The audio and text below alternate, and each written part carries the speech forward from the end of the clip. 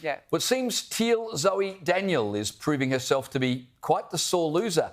The Teal is demanding a recount in the seat of Goldstein, where she is trailing the Liberal candidate, Tim Wilson, by 260 votes. She's blaming a, quote, very tight margin and several errors, unquote, being picked up during the distribution of preferences. Joining us now is former Labor MP Michael Danby. Michael, thanks for your time tonight. Always good to see you.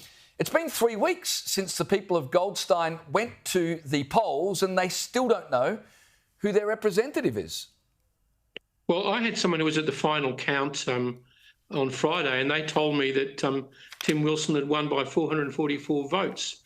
I can't understand Zoe Daniels. I mean, in Kooyong, the Teal won, and in Bradfield, your correspondent in Canberra was saying there might be a by-election in Bradfield, but this seems beyond the pale with Zoe Daniels. The big scandal is the amount of money that was spent in that seat and the other Teal seats. I think, Danica and James, you're going to be shocked when 6 months' time the Electoral Commission comes down with the amount of money that Climate 200 gave their gang to push their commercial interests in the seats across Australia.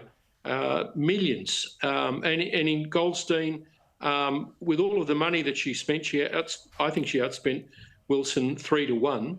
And I've never heard of a candidate spending so much money. I was considered a good fundraiser.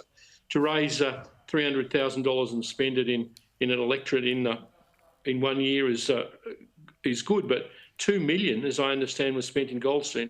It's unbelievable. And I'm glad the Liberals and Labor, in a little notice move before the election, announced maximum amounts to be spent per electorate and cutting donations down to a lower threshold. So that'll all affect the Climate 2000 operation of using these candidates in seats to push their commercial transmission and solar panel interests.